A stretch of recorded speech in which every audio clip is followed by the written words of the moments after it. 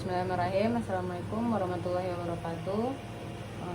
Perkenalkan, saya Nurul Azizah, mahasiswa Universitas Islam Riau, jurusan Psikologi. Di sini saya ingin mewawancarai Anda dengan tujuan untuk memenuhi tugas mata kuliah psikologi. Nah, sebelum kita memulai sesi wawancara, ada baiknya di sini Anda menandatangani surat persetujuan wawancara. Silahkan. Ini ya Kak. Iya.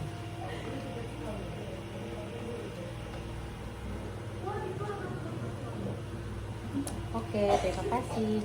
Nah, sebelum kita memulai wawancara, di sini saya minta izin untuk merekam video ini ya. Iya Kak. Oke.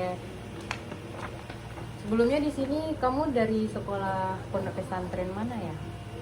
Dari Pondok Pesantren Nurul ini Kak. Di mana itu? Di Pekanbaru juga? Iya Kak. Enggak Kak. Di Sebelum Pekanbaru Kak. sebelum Pekanbaru ya? Iya. Oke.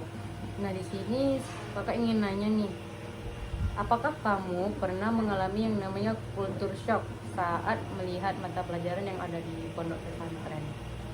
Terus Culture shock itu seperti terkejut atau kaget nih, kayaknya kita belum pernah melihat sesuatu di. Paham? Ada sih Kak. Ah, Kayak pelajaran-pelajaran agama gitu Kak. Apalagi kan saya kan dari SD-nya kan dari negeri kan Kak. Iya. Jadi kan pelajaran agamanya paling cuma kayak pelajaran agama PAI gitu aja kan Kak. ya.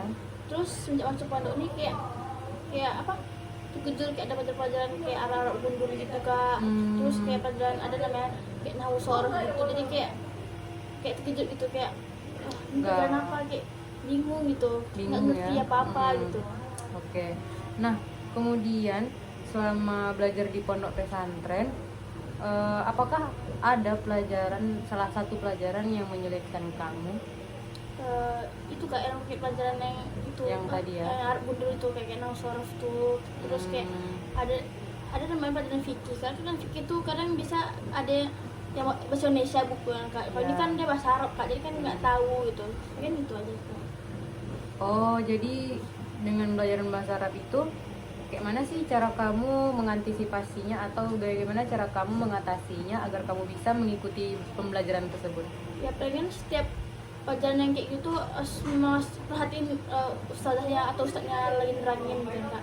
Atau enggak nanti misalnya udah habis jam kelas kan Kak, nanti Ya. coba tanya sama teman yang memang dari SD itu dari SD agama gitu Kak, yang Ya. Islam harus bener-bener kayak gitu. Jadi Mereka yang lebih tahu ya. kayak sharing gitu Kak. Nah, jadi selama kamu hidup nih di pondok pesantren, bagaimana sih cara kamu mengatur waktu agar lebih efektif dalam mengerjakan tugas? Kan kalau setahu saya, kalau di pondok pesantren itu kan banyak ya pelajaran yang memang kita nggak ada di luar sana. Nah, bagaimana sih cara kamu mengatur waktu agar bisa lebih efektif? Kayak kan di pondok saya tuh Kak ada dia namanya belajar malam itu kan Kak. Nanti habis sholat isya tuh kami langsung belajar di kelas masing-masing Kak. Kan dari situ tuh loh Kak, saya dan teman-teman lain tuh memanfaatkan waktu untuk belajar di situ. Kayak belajar tugas dari ustaz atau ustazahnya gitu. Oh, jadi malam itu memang dikasih untuk mengerjakan tugas atau Iya, kayak belajar gitu. dikasih waktu luang ya. Iya Kak. Nah, kemudian dengan begitu banyaknya mata pelajaran nih yang ada di pondok pesantren, strategi belajar seperti apa sih yang kamu gunakan, yang kamu terapkan agar ketika kamu mengerjakan ujian itu kamu dapat menjawabnya dengan benar? Kan pondok pesantren tuh memang lumayan sulit ya pelajarannya. Nah, bagaimana cara kamu belajar atau bagaimana strategi kamu untuk menghadapinya? Katakan saya Kak kan Ya. kalau dulu sebelum masuk pondok kan malam belajarnya, atau enggak habis pulang sekolah tuh nanti belajar kan Kak. Terus kata kawan saya, dia juga pernah bilang lebih ada waktu yang lebih bagus untuk belajar tuh subuh Kak. Subuh, Ya, oke. dan kan nanti saya dan teman-teman tuh sebelum kami bangun tuh kayak jam 3 atau jam 4 kan Kak, sebelum ke masjid untuk sholat. Nah, nanti kami belajar Kak subuh tuh. Kadang-kadang sebelum tidur juga kami apa sempat untuk belajar untuk besok mau ujian gitu. Nah, dalam belajar nih, kamu ini lebih nyaman belajar sendiri atau bersama teman? Sebenarnya nggak ada masalah sih kak mau belajar sendiri atau rame Baik. itu, tapi tergantung kayak kalau misalnya kayak pelajaran umum itu kak kalau sama-sama kan enak kan kak, kayak saya apa bagi-bagi ilmu kayak sini mau Ya, bantu. Tapi betul. kak kalau kayak ujian kan kami ada ujian Al-Quran kak, jadi kayaknya lebih fokus sendiri gitu kak. Kalau abang kami kan kayak bingung kak, nanti salah lah entah apa gitu itu kak. Jadi kamu lebih nyaman belajar bersama atau sendiri? Atau sama aja semuanya ya? Sama aja sih kak, tergantung Oke. mana yang menurut saya itu agak susah, saya lebih menyendiri itu kak belajarnya itu. Oke, selanjutnya. Nah, nih kamu nih sudah kelas berapa ya? Kalau boleh tahu. 8 kak. Nah, kalau sudah kelas 8 berarti sudah 1 tahun ya di pondok pesantren. Ya, Nah, apa yang memotivasi kamu sebelum masuk pondok pesantren ini? Masuk pondok ini sebenarnya mau sendiri juga kak, terus saya juga kan kakak saya juga pondokan kak, jadi kayak nengok kakak saya di pondok tuh kayaknya kayak seru gitu, punya teman Iya, banyak, betul. jadi entah ngerjain apapun sama-sama gitu, jadi memang ada teman sendiri kak, sama orang tua juga ngedukung juga. Orang tua ngedukung ya, kamu memang mau masuk pondok pesantren. Iya. Nah, ketika kamu baru masuk nih pondok pesantren, apa yang membuat kamu mengalami culture shock? Ya palingan konstruksinya apa ya? Pasti kamu culture shock ya. Iya kayak paling apa? Kayak mengenalkan diri ke orang. Oh iya. Saya tuh orangnya mana ya kak? Susah kayak berinteraksi sama orang, apalagi untuk ngajak ngomong orang tuh kayak segan gitu, kayak malu-malu gitu. Jadi itu kak. Itu ya. Culture shocknya. Nah, cara kamu berinteraksi dengan seperti itu bagaimana di pondok pesantren? Ya karena apa? Karena itu harus masing-masing harus memberanikan diri kan untuk kayak kenal sama teman baru. Dan saya pun juga punya teman juga dari SD dulu yang sama-sama masuk pondok, jadi kayak nggak tanggung lagi kak, nanti pengen saya sama teman saya yang di SD ini dulu, tapi sudah agak lama untuk apa mencoba untuk mencari teman baru, untuk kenalan baru, nggak ada teman gitu kan kak. Oh, berarti kamu beruntung ya ada teman SD. Kalau tidak, bagaimana Ya bingung kan ya. Nah, kemudian pertanyaan selanjutnya, bagaimana sih cara kamu menyesuaikan diri dengan lingkungan pondok? Menyesuaikan diri ya Kan ya, banyak peraturan ya di pondok itu. ya harus ya, ikutin kak peraturan yang dikasih sama ustadz-ustadznya kak, harus taat gitu, atau terus sama harus rajin-rajin lah, kalau bisa jangan apa namanya, jangan sampai kita kayak apa namanya kak, kalau peraturan tuh melanggar. Oh, melanggar. Kalau bisa ya ikuti, patuhi peraturan yang ada gitu enggak. Berarti cara kamu menyesuaikan diri itu dengan mengikuti semua peraturan yang di pondok. Nah, berarti kamu sudah terbiasa ya? Ya. Atau belum?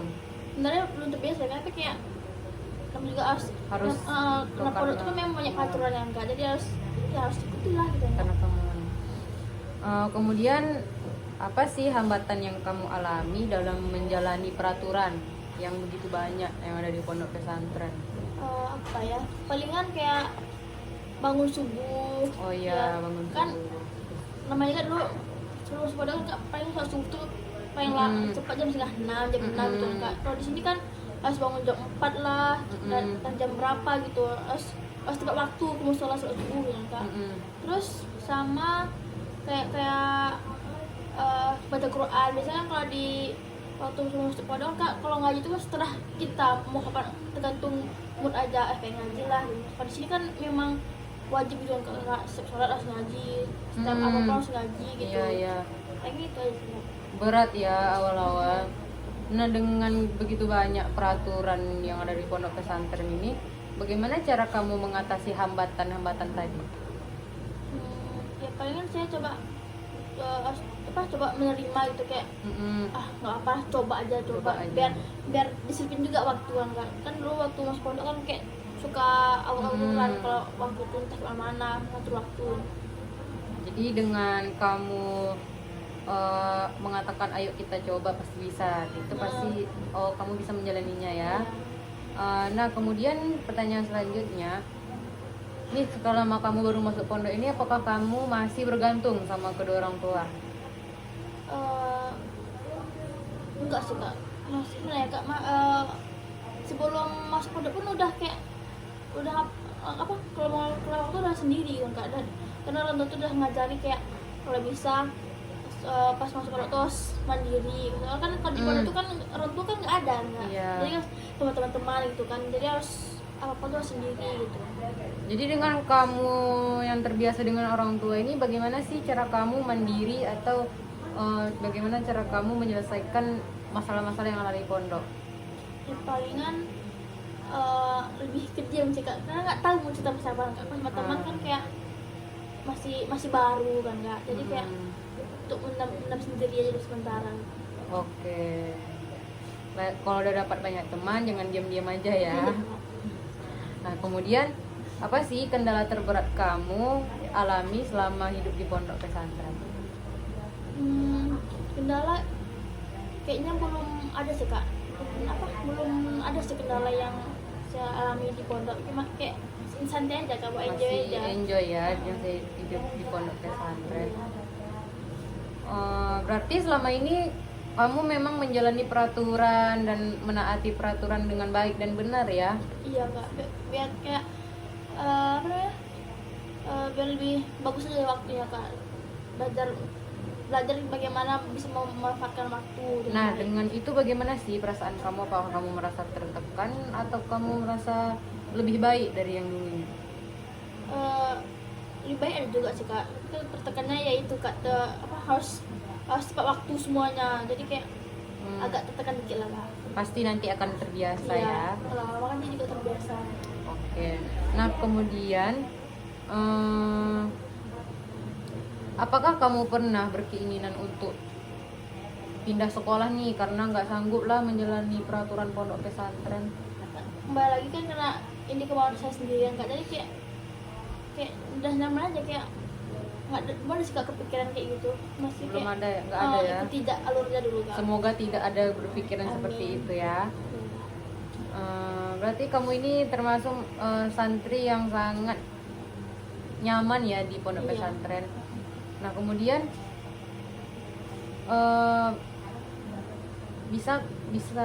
bisakah kamu menceritakan fase tersulit kamu selama di pondok pesantren? Pas itu ya pengen kayak pas dijenguk orang tua. Dulu pas saya pertama masuk pondok kan kak, kan awalnya kan orang tua udah jenguk kan kak.